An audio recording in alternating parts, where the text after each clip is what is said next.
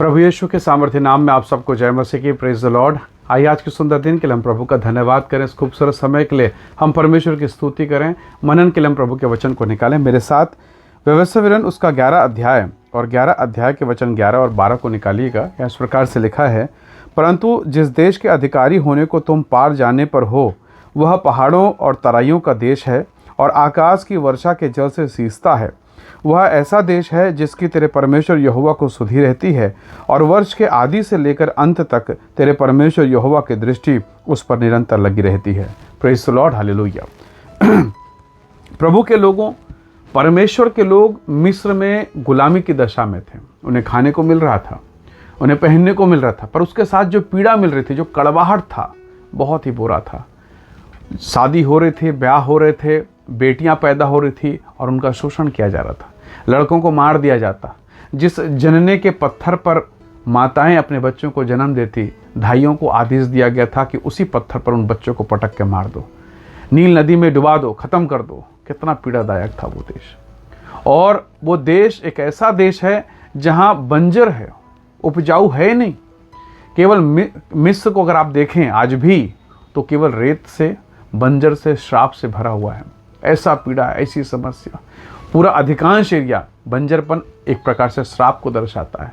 ऐसा देश, और उस गुलामी से, उस श्राप से, संतान की पीड़ा से, परिश्रम, कठिन परिश्रम, ऐसा परिश्रम मानो कमर तोड़ दे, ऐसे परिश्रम से परमेश्वर उन्हें निकाल कर लेके जा रहा है। Praise the Lord, hallelujah. कौन से देश में? कनान में, जिसके विषय में लिखा है जिसमें आप ही वर्षा होती है।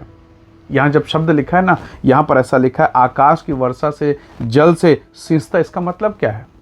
नील नदी में, जो एक प्रकार से कहा जाए मिस्र देश का लाइफ लाइन, वहाँ मैनुअल हाथों से या अन्य साधनों से अपने फसलों को सींचना पड़ता, तैयार करना, कितना कठिन परिश्रम। लेकिन प्रभु कहता है इस देश के विषय में, आकाश से वर्षा क्या कोई अनोखी बात है? ये तो कॉमन है हमारे लिए। पर जब यहाँ पर ये लिखा है आकाश की वर्षा के जल से सींचता, इसका मतलब ये एक विशेष विषय है। यानी जिस देश में वो गुलाम होकर रहे, इतना अधिक श्राप है कि वहाँ ढंग से बारिश नहीं हो रहा। अगर बारिश होता तो मरुस्थल नहीं होता, रेगिस्तान नहीं होता। यानी वहाँ बारिश की मात्रा बहुत कम है। पर कनान देश, जहाँ वर्ष में 2 बार, ऐसा वचन में लिखा है, वर्ष के शुरू में और अंत में वर्ष में 2 बार बारिश है। और जहाँ बारिश है वहाँ दूध और मधु की धारा है, वहाँ पशुधन है, वहाँ फसल है। मनपसंद फसल वो पैदा कर सकते क्योंकि वहाँ पानी की बहुत आयत है। Hallelujah, praise the Lord. परमेश्वर क्यों ऐसा कर रहा है? प्रभु का कहना है कि मिस्र देश में इजराइलियों के आंसू, पीड़ा, कराहना मुझ तक पहुँच गया है और अब मैं उतर आया हूँ कि उन्हें छुड़ाऊँ। हालेलुया। परमेश्वर के लोगों, मिस्र में रहते रहते उन लोगों ने प्रार्थना शुरू किया, आराधना शुरू किया, रोना शुरू किया, चित्कार, करुणात, पीड़ा, परेशानी, और वो परमेश्वर को पुकारने लगे। स्वर्ग का परमेश्वर सीने पर उतर आया। हालेलुया। परली और होरेब पर्वत पर उतर आया। उसने मूसा को चुना, मूसा को तैयार किया और अद्भुत अनोखी रीति से छुटकारा दिया। Praise the Lord, hallelujah. न सांग से, न भाला से, न औजार से, एक छोटी सी लाठी से। Praise the Lord, hallelujah. वो लाठी जो मूसा को भेड़ बकरी चराने के लिए सौंपी गई थी, धन्यवाद परमेश्वर का, उसी गुलामी की लाठी को प्रभु ने ऐसा इस्तेमाल किया, आज वो समुद्र को 2 भागों में बांट सकती है। वो सताने वाले फिरौन के सामने उस लाठी को अगर आसमान पर उछाल दिया जाए, उठा लिया जाए, तो महाप्रलय, महाविपत्ति लेकर आ जाती। कौन सी लाठी? वो गुलामी की लाठी। और अब जबकि वो यीशु के नाम पर है, अब जो यहोवा यीरे के नाम पर है, अब वो सामर्थी लाठी हो गई है। प्रभु के बेटे और बेटियों, शायद आज आप पीड़ा में है, फाइनेंस में तकलीफ में है, संतानों की पीड़ा झेल रहे हैं, कमा रहे हैं, मानो बंजरपन श्राप है, मानो पैदा हो ही नहीं रहा है, मानो धन आता है और पता नहीं कहाँ चला जाता है। चीज़ें आप आसपास तो दिखाई दे रही, हरी भरी है, पर उसमें कोई जीवन नहीं, कोई जान नहीं, सब सूख गया है, सब कुछ आर्टिफिशियल, नकली लग रहा है। ऐसी अवस्था में लोगों ने रोना शुरू किया, उपवास रखना चालू कर दिया और परमेश्वर ने मूसा से कहा, मेरे लोगों की पीड़ा, उनके कराहना, उनकी वेदना मेरे कानों तक पहुँच गई है। क्या आपके घर में पीड़ा है, वेदना है, तो पहुंचने दीजिए परमेश्वर के कानों तक। आराधना कीजिए, प्रार्थना कीजिए। परमेश्वर के लोगों, हिजकिय्याह बिलख बिलख कर रोता है। उसके पाँव पर, उसके शरीर पर मानो फोड़ा है, मानो कैंसर के समान है, मतलब मरने की दशा में है।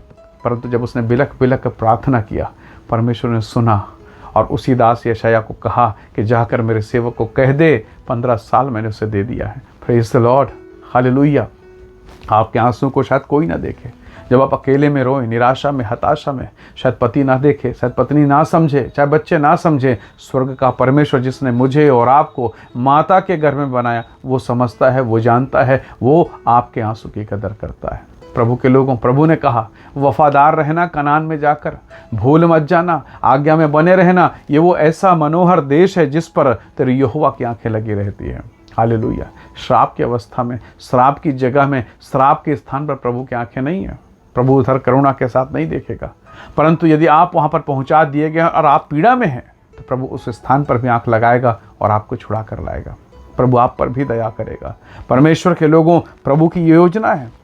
प्रभु का वचन कहता है, वचन 12 में, वह ऐसा देश है जिसकी सुधि तेरे परमेश्वर को बनी रहती है, जिसकी सुधि तेरे परमेश्वर को रहती है। वो एक ऐसा देश है, वर्ष के शुरू में, वर्ष के आखिर में मैं वर्षा भेजता हूँ। हालेलुया। यानी एक ऐसा देश है जहाँ पर आशीष ही आशीष है। हो सकता है आज आप पीड़ा में हो सकता है आपके घर में बेजानपन हो, रिश्तों में दरार और कड़वाहट हो, कोर्ट कचहरी, फाइनेंस और नाना प्रकार के तकलीफ से घिरे हैं। कभी कभी लगता होगा प्रभु मेरी बेटी का क्या होगा, शादी ब्याह बहुत अच्छे से हो गया लेकिन आगे का जीवन कठिन है, प्रभु जी मेरी बेटी पर दया कर। बहुत सारे प्रार्थना निवेदन होंगे, बहुत सारे विषय होंगे। परमेश्वर के लोगों, बहुत नम्रता के साथ परमेश्वर के चरणों पर आएँ। आप जब प्रार्थना करेंगे, जब आंसू बहाएंगे ना, कभी कभी आपके मन में खालीपन आएगा, कभी कभी लगेगा मैं कब तक प्रार्थना करूं, कब तक, कितनी बार, कोई सुन नहीं रहा है। याद रखिएगा परमेश्वर के लोगों, वो सुनता भी है, वो देखता भी है, वो जवाब भी देता है, पर उसका अपना एक समय है। भजन संहिता का लिखने वाला दाऊद कहता है, भजन संहिता की किताब अध्याय 1 वचन 3 में, धर्मी जन एक ऐसे पेड़ के समान है जो बहती नाली के किनारे लगाया गया। आगे वो लिखता है, वो अपनी ऋतु में फलता है। आम का अपना सीजन आता है, बीही का, जाम का, हर फल का अपना एक समय है। अगर आप कहें ठंड में आम फल जाए तो मुश्किल है, यदि आप कहें ठंड में तरबूज आ जाए तो मुश्किल है। उसका अपना एक समय है। परमेश्वर के लोगों, उसको उसके समय में रखा। अगर तरबूज अगर ठंड के मौसम में आए तो आप उसे खाएंगे, अच्छा नहीं लगेगा, वो आपके शरीर को बीमार कर देगा। पर उसी चीज़ को अगर आप गर्मी में खाएं, उसी चीज़ को, उस आम को अगर आप गर्मी में खाएंगे, वो आपके शरीर के लिए एंटीबायोटिक और नाना प्रकार के बहुमूल्य विटामिन पदार्थों से वो आपके शरीर को तृप्त करेगा, वो आपको पोषण देगा। परमेश्वर ने उसे उसी प्रकार से डिज़ाइन किया है।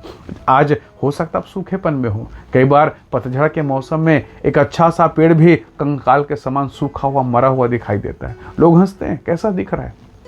कभी कभी आपके और मेरी दशा में लोग ऐसे ही हंसते हैं, पर एक समय आएगा जब आपके भीतर से छोटे छोटे पत्ते फिर निकलेंगे, फिर से वो हरी हरी कोपलें दिखाई देंगे, फिर से वो पत्ते, और तब वो सबसे खूबसूरत दिखता है। Praise the Lord. Yeshu Masih को भी लोगों ने छोड़ दिया था क्रूस पर। उसके अपने चेहरे, जिन्होंने 3.5 साल चमत्कार, मिराकल, आश्चर्यकर्म, अद्भुत काम देखा ना, वो छोड़ के भाग गए। वो लोग जिसने कहा प्रभु मैं तेरे लिए प्राण दूं, वो भी भाग गया, कोई नहीं था उसके पास में। प्रभु के लोगों, शायद आपके मुसीबत में भी आपके साथ कोई नहीं रहेगा, पर याद रखिएगा परमेश्वर सदैव आपके साथ रहेगा। उस पीड़ा में भी, जिस पीड़ा में कोई आपकी तरफ देखना पसंद नहीं करता, स्वर्ग के परमेश्वर की निगाह आप पर बनी, क्योंकि वचन में लिखा है तेरे यहोवा की दृष्टि, तेरे यहोवा की सुधि उस पर बनी रहती। निसंदेह प्रभु आपको आशीष देगा। इसलिए आंसू बहाते समय, पीड़ा सहते समय बिल्कुल भी घबराइए मत, प्रार्थना में बने रहिए, मन कच्चा मत कीजिए। जब उसका उत्तर आएगा, सबसे बेहतर उत्तर लेके आएगा। हन्ना कई साल रोती रही।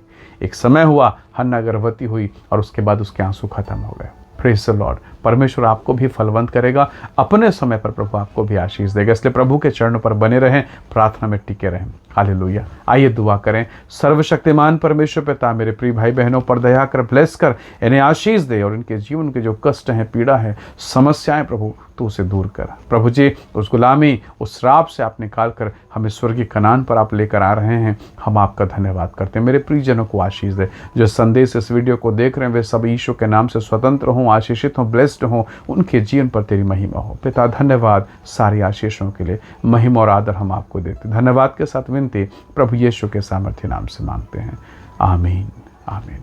प्रभु आप सबको बहुत ऐसे आशीष दे। Praise the Lord. जय मसीह।